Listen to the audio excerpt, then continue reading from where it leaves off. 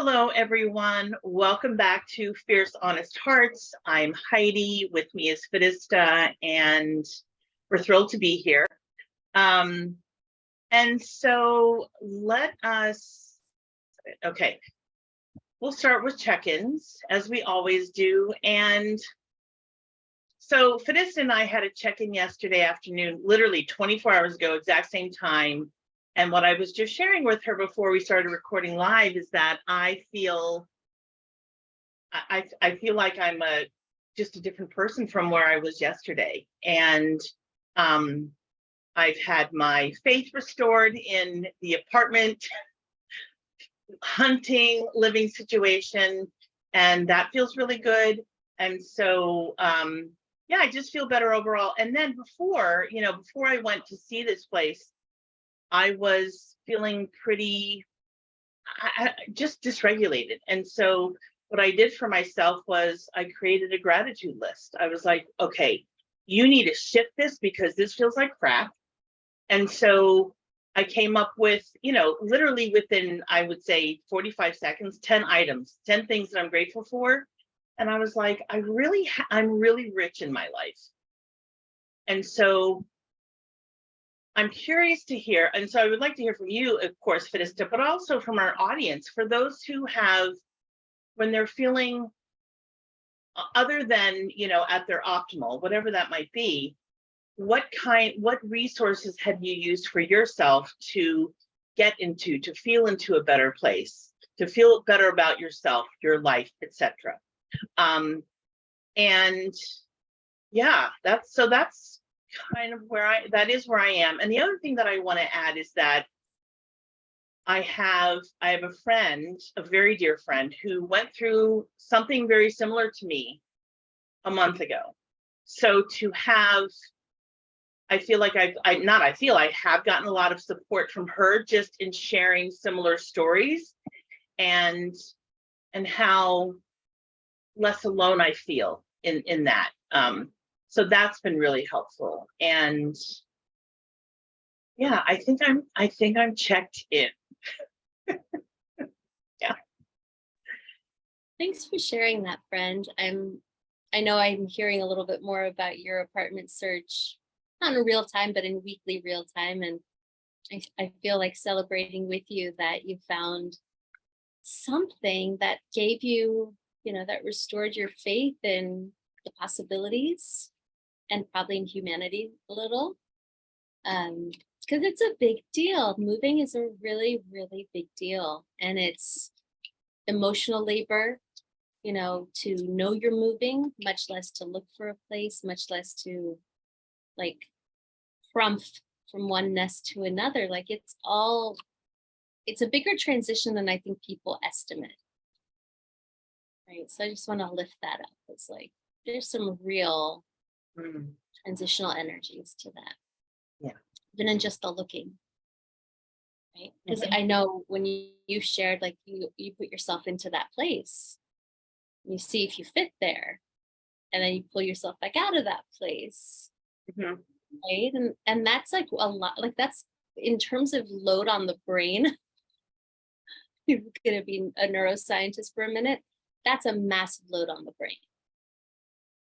So, and I imagine for you too, like this is not something you do all the time, right? So I think of people when they do their taxes, they're always like, wait, how do I do this again? And that's only every year. But if like you've been somewhere for many years, right? It's also a not often for most people process.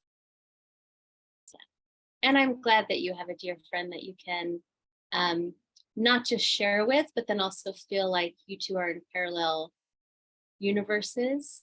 I know how comforting that is to me. That it's not just like, oh, they get me, but like, oh, we can, in a very healthy way, exchange notes and have each other's backs. Yeah. The universe is good that way. Yes. Yeah. Is there anything else you want to add to that after my reflection? Like anything else coming up?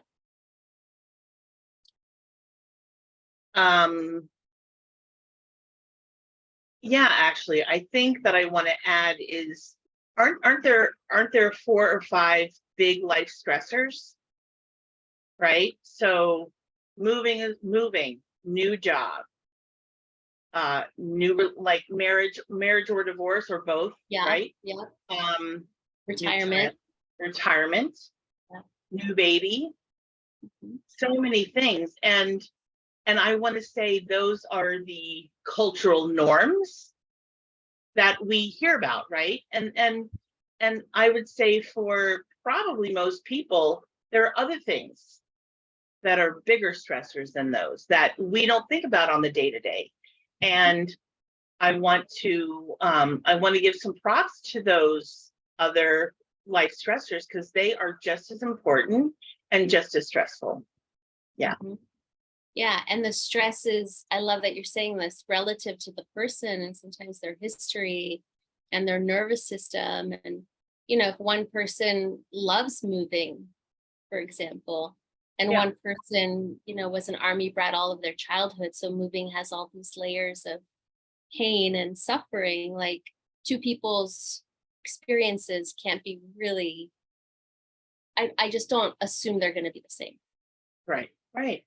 Right. So also not being like, well, that's easy for me. So why is it hard for them? Like we have no idea sometimes why people suffer through certain things.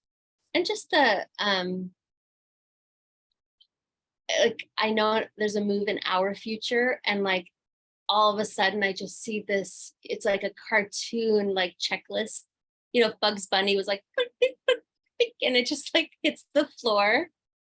And then I'm like, no, I don't want to do any of that because it's daunting and it's Yeah. not, you can't skip over it. Right. Yeah. Yeah. Well, thanks for naming. Yes, there's a lot of human stressors and um, I feel a lot of compassion and also celebration for humans, humaning it through those. Like we're massively resilient and resourceful as a species. Um, to get through things maybe we didn't think we could, right? Yes. Yeah. Mm. Thank you. Yeah. I'm excited for you because I know one day we'll toast to you in your new sanctuary and you'll be like, I'm settled. This feels good, Thank you. Yeah. Thanks. Yeah. Mm. Well, I'm doing better too than yesterday. I felt, I can't even tell you if it was the moon, if it was the massage I got, like, I don't even care. I just woke up dragging yesterday and got through most of my day. And then just was like, whoa, I really have either pushed it too far or just don't have it in the reserves. Um, and then, did the thing that's hard for me, which is like shortening things and canceling things. But I'm so glad I did because I needed that rest. And I think that happens to me when I'm asking big questions that might be life altering, also, right? Or when I'm coming up against trauma, like undigested, unhealed trauma. Like I feel like all of that was true. And excuse me, sometimes my body doesn't need me to do anything, right? There are times when, like, oh, I have to journal 12 pages, get this out, or I have to like sing, scream with some songs and get it out. And this time it was more of a like, just sleep, just rest. Like, we don't need you online for this. There's stuff's got to get restructured here. And I'm still sitting with some pretty important questions in my life that feel, I won't even go into the details of the questions, but it's like I'm watching the part of me that can go quickly to catastrophizing, right? Like if as I answer these questions, there's this big change that has to happen. I can go to the 26th domino, which is great when you're paid by a CEO to be like, well, if you go that way, here's the 26th domino, right? But if I go there too quickly, I shut down in my personal life. So I'm watching the part that does a fear of the future thing, worry of the future. Could be tomorrow, could be in a month, could be in 15 years, but it has a similar feeling. Mm. And the part of me that can sort of indulge in the past beyond healing work, like in a resentful way. And then being like, mind, I need you to be in the present moment only. Right. Because in the past, I'd ask questions and then I'm going to say intellectually try to solve things. And this time I'm just watching how I get a little squirrely when I'm scared. And just minding that instead of trying to actually answer a question. It's like, oh, when I get really scared, I need to know the worst thing that could happen. Then I worry that I'm going to have the same sort of situation again. And like nothing is being imposed on me. It's like I get to decide how I meet this question in this moment. I guess I'm rambling here because I'm still trying to unpack like, that's telling me I'm not always in the present moment. And I think of myself as a pretty present person, but there's clearly like something operating below the surface that worries a little more than it needs to, I guess. I don't know, or just worries. I don't want to judge it. Yeah. Mm. So I think a lot of my energy was going towards something below ground that was worrisome instead of like, what's the thing that this is inviting and what's my authorship in this?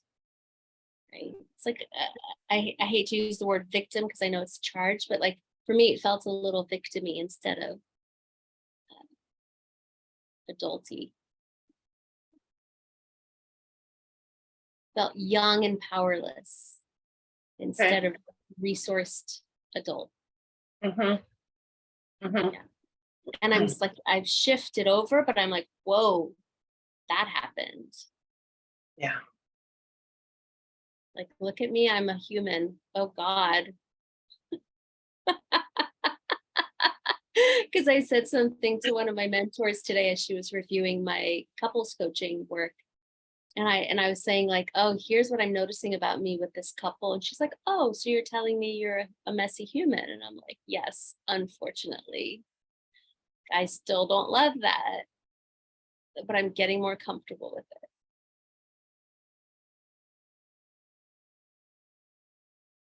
it. Mm. Oh, I don't want to interrupt. I just want to make sure. oh yeah, no, I feel complete. I just feel like I went on a journey with you to I- explain the journey I just got, like the ship I just got off of, you know? Yeah. So you did, and I'm appreciating it. And I'm Yeah. appreciating it because, in my estimation, in my own memory, I don't think you shared yourself with me in this way. Mm. So, a couple of things. I'm feeling really grateful that you trust me and that you trust our audience. Like this is live on a podcast, right? So that feels big to me. Like it feels big to me for you. I don't know if you're feeling that, but it feels big to me. And it feels really super vulnerable. And I'm also appreciating that. Like, I just think it's beautiful. And I don't even like, I don't want to judge it because I'm like, I'm putting something on it, but I'm just really appreciating that you had the courage to share what you shared. And so, I have one, maybe two follow-up questions. Yeah. And can I just say something to what you shared? Because Yeah. I hear the vulnerability and I hear the courage. And I think I'm just tracking like the amount of bullshit I've cut through to where that feels better Oh, than, you know, yeah. doing a presentation over it. Yes. Ah, because I don't necessarily feel like, oh my God, I'm being so vulnerable and courageous. It's like, no, this is where I'm at. And it would be much harder to layer over it now. Good. Yeah. That is music to my ears. I love hearing that. I really do. Yeah. Thanks. So my question is this. So the way that I heard you say what you've shared is that there's been this place in you that feels much younger than your age, which is 40 plus. Okay. Mhm, And so there's a different maturity level to it. mhm, You felt a little victim-y. And mhm. so my question is there, and the reason I'm asking this is because, so I'm reflecting upon myself because I do this. I'm like, you got to switch it, Heidi. Anyway, so what I'm curious about is, given that you've gone down this, I'm going to call it like, the spiral, like, right? Okay. Yes. Mhm. Did you do that? Like, not consciously or unconsciously, it doesn't really matter, but are you aware of doing that because there was something else that you were maybe not wanting to think about or not wanting to consider, or what that felt harder and you're like, I'd rather go over here? But does my question make sense? Yeah, totally. Yeah. I think what I'm hearing you ask is, was there something maybe I was avoiding Yeah. in all of this? I think I was willing to turn towards the discomfort without having an answer. And that's new for me. Mhm. I'm much more prone to, I'm uncomfortable, what's the answer? So I can get out of this discomfort. I'm still in the discomfort, Mhm. but I don't feel so imposed on by it or so dysregulated by it. And I think because I do a lot of shadow work and inner child stuff, it's like, okay, the present activation is 10% of the story, at least in my belief system. 90% of it's historical, right? So when I was little, did I feel this way? Right? That's always a question I ask. Okay, this feels like something familiar and uncomfortable and edgy. And I think I can give you the headline, which is like my ability to overfunction for approval, affection, applause, appreciation, right? So being like, I do this and then I'm burned out. I don't want to do that anymore. And when I do it, it gives other people permission to underfunction. And then we're just in a fucked up lose-lose dynamic, right? Mhm. And so Mhm. what happens if I just function? And it might rock the boat, right? Maybe that's what I was avoiding. Like, because I'm talking about this in like a dozen relationships, right? Because how you do one thing is how you do everything. So it's like, if I overfunction to keep everyone happy and I stop overfunctioning, will I be met? Will people bridge that gap that I've been holding? Right? Because it's like, if I want to have my spine and my alignment, I want to be here. But realistically, I've been here with a lot of people, which means they could be here. So what happens when I go back to my side of the street? Will I be met by this person and this person or this person, or will I be dropped? I think that's what I was avoiding. Mhm. Mhm. Or will I be dropped at first because everyone was just used to me holding it all together? And then will they learn to meet me? I don't know. It's a big question. Right? So for me, it was like, if I could scramble and figure this out, then I don't have to lose people, probably. Mhm. Like people I love and adore who I've set myself up for a chronic role that I'm not happy with anymore. And not because I don't love showing up for people, but because in how I'm over functioning, it feels like that young part of me that's like seeking.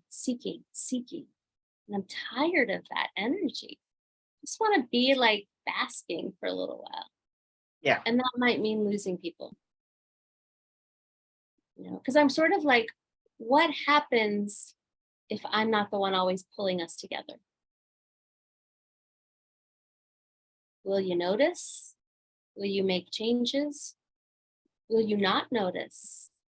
Will we just grow apart? Like, I love being around my people. Yeah.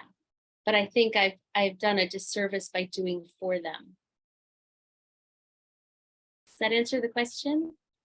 Oh my gosh, yes, in so many ways, and I've been where you are.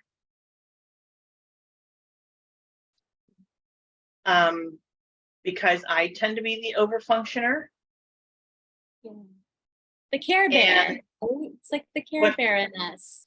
it's the Care Bear in us. It is. And so being the overfunctioner takes its toll. And this kind of feels like a strong word, but I'm going to use it. It feels like there could be some repercussions for sure. Yeah. One of those, like you said, one of those is if so-and-so doesn't meet me, like if we're on a scale of, 1 to 10, and I'm going all the way to 7.5, 8, and are they going to stay at a 10, or are they going to meet? Are we going to be able to be here at a 5? Different analogy, but same concept. And let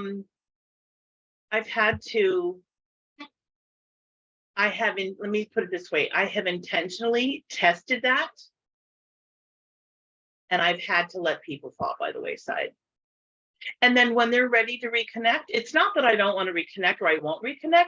I'll reconnect, and I want them to do some of the work. Yeah, I want a new deal, right? I want a new deal. Yes. Yeah, and I think it's the tired. The tired's what signaled to me that it's all coming from care, and yet it's not balanced.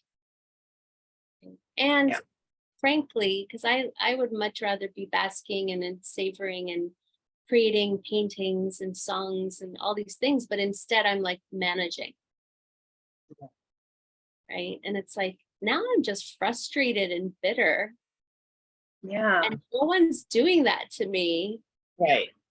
Right. And I think your analogy is spot on. Like, if I've been giving to a 7 and someone's been meeting me with their 3, and now I'm going, oof, that doesn't feel good to me. I'm going to edge over to 5.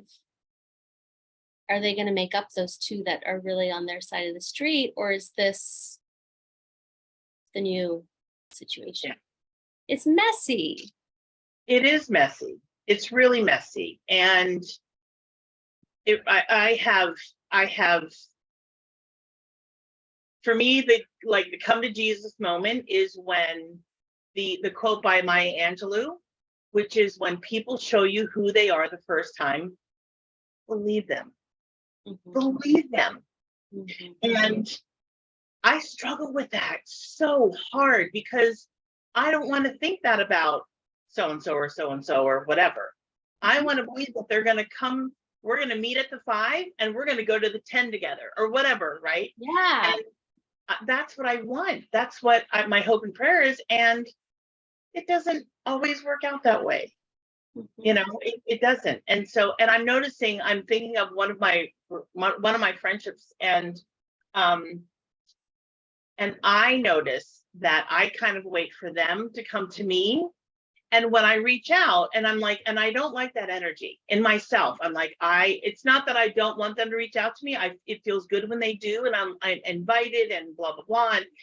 And then I'm like, it's time for you to pick up like the slack, Heidi. Like I'm like, look in the mirror. Right? Yeah. It's time to pick up the slack. So contact. Let's do something. Let's whatever. Let's get together, whatever the situation is.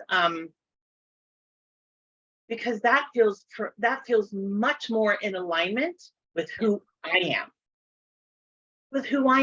Because if I'm gonna have my judgments or considerations about the people that are meeting me at the 3 line, I'm going to 7 and they're going to 3. What are you doing, Heidi? You've got to if you're gonna talk the talk, you have to walk the walk the whole way. Yeah. Yeah. I love that. Yeah, to like, I mean, one approach, like you said, is modeling it, right? Because then it's like, oh, here's the way I'd like us to show up. Here's what I think would be cool for us. I'm gonna do a little bit of it. Yeah, because the withholding energy doesn't feel good to me either. Like if I'm No. actively withholding, right? Then Yeah. there's restraint work on my part that doesn't feel great. And I have compassion, right? If I've set up any friendship as a 7-3, right? We're making these numbers up. Like I, how would I put it?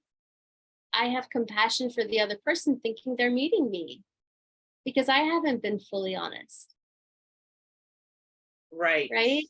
Yes. Listen, if for 10 years I came to a 7, you came to a 3, and I never said anything about it, then I would expect you to be like, whoa, what happened? Right. Yeah. And so, yeah, it feels like a more mature way to change a dynamic. Hmm. Say, here's what I'm thinking, you know, here's what I'm just realizing doesn't work for me now. Maybe it was fine 5 years ago, right? There's no judgment. It's just like, I think I did too much. And again, it's my perception. Somebody else might disagree, Hmm. but somehow I'm overworked. I'm overtaxed. And that's what I have to take care of. Yeah. And I actually think it'll be better for my health, which is what Yeah. I've been focused on this year. Hmm. Is where do I Yeah. agitate and frustrate and judge and expect? And what if I just leaned off of that, Hmm. leaned into a little more ease? Mm. Hmm. And then the umbrella of all of this, and tell me if this is true for you too, is just trusting the process. When I can come back to just trusting the process Yeah. instead of the scared animal that's like, well, how's this going to turn out? It's like, I don't know, Yeah. Right. but it's good for us, It's it. right? I'm like I'm laughing only because I tell myself that in certain situations I'm like, this is actually good for you, and even though I'm saying the words out loud, I have a hard time believing it. I'm like, I need to say it until I believe it, because I really do know innately that there are some situations. I hear a siren. It's going the other direction. There are certain situations that really are good for me, even though I can't Mhm. embrace them in the moment. Like Mhm. there Mhm. and grace. It takes humor. It takes a lot of inner work, and reminding myself that, okay, there are two sides to this street. What is your side, and where do you have the cleaning up to do, right?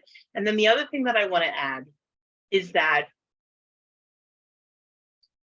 this is the bar. Like you and I, our relation, that's the bar for me. And it's always been the bar for me. And so to have two women, very different personalities, but two women in my life that meet that and are committed and are consistent in all the ways that are important to me. Oh my God, that is everything. And that will always be the bar, because I know, like I literally waited, I'm almost, what, we've been friends for 5 or 6 years. So I waited 53, 54 years for this to come to fruition, for this to actually happen, right? That's a long time. And the patience was worth everything. It was the patience that I've had to endure and the hardships that I've had to endure. I'm like, okay, it's coming. I know that it's happening. Anyway, Oh, friend, I just feel so touched by that. Thank you. you're welcome. Yeah, and uh, yeah, it feels so good to hear that and to know that that's something you're receiving from our friendship, Mm, and the worth it equation feeling good to you. That also feels really good to hear. And then just like, yes, yes, this is the bar. yeah, You showed me that bar too, right? It's like, wait, this is possible. If this is possible, I don't want the other crap. Like, and no offense to any, I don't mean that in a pejorative way. Just like, oh, I can have this. Okay, I want to nurture this, right. you know? this makes more sense, is in more alignment, is more juicy. Mhm. And like juicy and nourishing at the same time, Yes, right? yes, yes. Hmm. Yeah, and I want to say, and I really believe this in the depths of my bones, but every time, literally every time we have a conversation,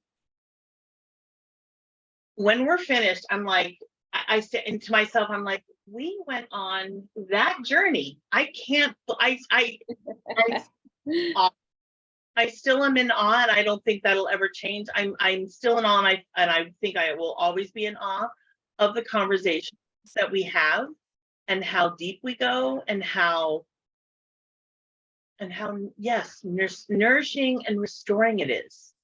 It's never exhausting. It doesn't matter what I'm sharing, because I feel like you are with me in my journey, in my sharing, whatever it is. You get it, and I'm like, oh my God, it's yeah, it's my, I want to say it's my safety zone. It's my safety zone, 100%. Yeah, Yes, I feel that too. The consistency, the security, yeah, the acceptance, right? And like you said it so many times, like this is so easy, right? Even when, because we've had a few crunchy moments, mostly around tech and like yeah, logistics, but yeah, in that, those times were hard. Like I can hold that, but on the whole, like if we're talking batting average, yeah, so much of what we have is at ease and even maybe giggly and joyful and playful. yeah. I love it. I hope that everyone gets a chance at feeling that kind of connection. I do too. I Yeah. really do. Yeah, Yeah. yeah, Mhm. yeah. And I know you've had one of our guests share with you that this is, she's Mhm. wanted, this has been her model, and she has found, Mhm. she's, I'm thrilled for her. Yeah, Like that, I can't even. I know. And what an honor to have someone go, wait, that's possible. I want that too. And then actually actively, because again, it's not automagic, right? It's like, Right. no, you have to foster this and you have to look for it and you have to find your people. Yeah. So there's work involved, but then again, there's not work involved because it doesn't feel like work. That's just the beauty of it. Yeah. Yeah. Thanks, friend. Oh, thank you. This was so. Mm-hmm. Mm-hmm. So sweet. I needed this today. Me too. Yes. Yes. So we are drawing from The and deck. cards, which let me see if I have. Do I have the front? Yes.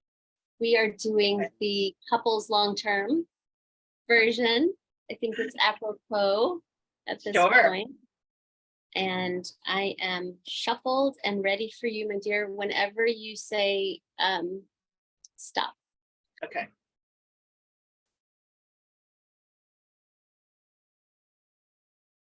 Okay. This That one one? right there. Yep. Mm-hmm. Mm-hmm. Okay, this is cute. All right. What do you know now that you wish you knew then? And maybe let's keep it related to us because that's so vague. What do you know now that you wish you knew then?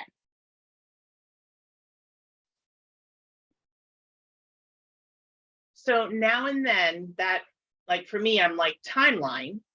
Yeah. Okay. I'm reading it that way too. Okay. All right.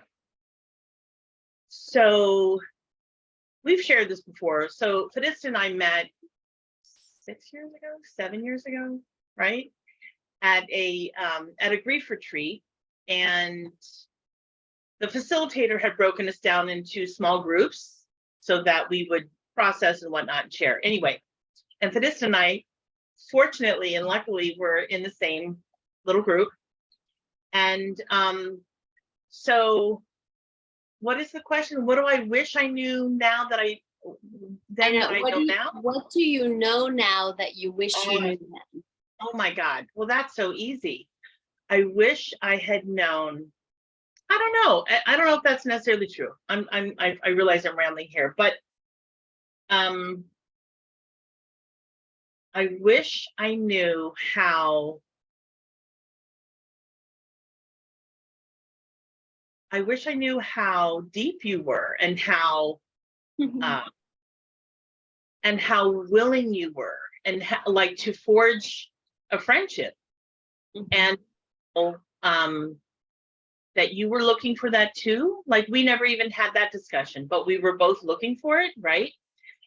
And how even though our grief was different, we were both grieving different things. The is the word camaraderie, is the connection in that, for me, was the jumping off point. And I don't think I noticed that. I don't think I realized that until we had our first online coffee date. And I want to add one more thing, because we talked about it a few moments ago, which was how easy this has been, and how easy it is for us to literally just mermaid into the ocean, dive as deep into the ocean. And there's nothing, literally, I can honestly say there is literally nothing that I would not feel comfortable, safe, and okay sharing with you, talking with, process, like nothing. And I don't say that with many people, yeah. Anyway. Yeah. Oh, thank you. I'm just soaking that up because I'm so grateful that you feel like you have a safe place here. That's really all I want to, yeah, that's all I want to create for you and for us, is like a safe place. Thanks. Yeah. Yeah. Oh, I love that. I love that you went all the way back to day one. What do you know now that you wish you knew then? I think what I didn't fully respect or get when we met, even though I was totally like, I love this chick, she's real. I could gather that, but I didn't know how exquisitely sensitive you are. That did not come across, let's say, on first contact. Though if I really look back, if I was really paying attention, I would have noticed, right? Like we were at grief retreats, right? So like there's a certain level of person that would want to put themselves in that sort of place. But yeah, so I didn't fully know your sensitivity. And less that moment, I'm thinking of the moments that got crunchy between us. I wish I had known those sensitive places that where you can get hurt. Do you know what I mean? Like I feel far more equipped to be your friend, knowing like, oh, let me buffer this for her. Not buffer in a bad way, but like let me reassure while I give this feedback, or let her know everything's okay, like we're good, even if there's this thing. Because I'm like that too. But it's almost like it's a little bit of a regret that I didn't know in order not to hurt you. Right. And then of course that's how you learn. But that's what, like, it's like if I knew you were likely as sensitive as I am, I would have acted accordingly. Yeah. So yeah. Thank you, friend. Yeah, thank you. What a great question. I know, confusing at first because I was like, that's vague. But yeah. So I want to add one more thing. So Yeah. Considering the question that we were just asked, right? And we both were like, what does this mean? It feels a little vague. And we both have this ability to turn it into something really meaningful, heartfelt, and yeah, we're really good at this. Yeah. it. And I remember my sister-in-law, after we had interviewed her, she was like, she sent me a text and she's like, y'all have something. You're really good at this. I love that. If I never shared that with you, but I was I like, think you did, but it feels nice to hear it again, especially knowing who she was and who she is and what she does in the world. yeah, yeah. Well, I was like, oh my gosh, Amber, wow, thank you for validating that, because we feel what we feel about our podcast and our conversations. Yeah. We have no idea, how other people feel unless they share it with us. So on that note, yeah. as we finish up, do you want to say something? Because I have something to say, but I want to, yeah. I think just in terms of that little process we had where, it's a little microcosm of our friendship, right? So it's like, we're both like, what's this question mean? I don't know. What do you think it means? When I coach couples, I'm always looking for, do they have collaborative communication? Yeah. Are they being collaborative? Like, I don't know. What do you think this means? Are we on the same page about how we're answering this, right? Like that to me is like thumbs up for safety. So I was enjoying us collaborating on what we were even doing with that question. Oh yeah. It's Yeah. like, ooh, that's a green flag in my book. Yeah. Oh, I love That's that. all. Yeah. Versus like sometimes you see people and like they both answer it their own way and they're not like turning towards each other. Yeah. Yeah. Yeah. Yeah. Yeah. And so maybe they're not aligned in that moment. Yeah. I get that. I've seen it happen. Right? Yeah. I've seen it happen. I'm like, oof.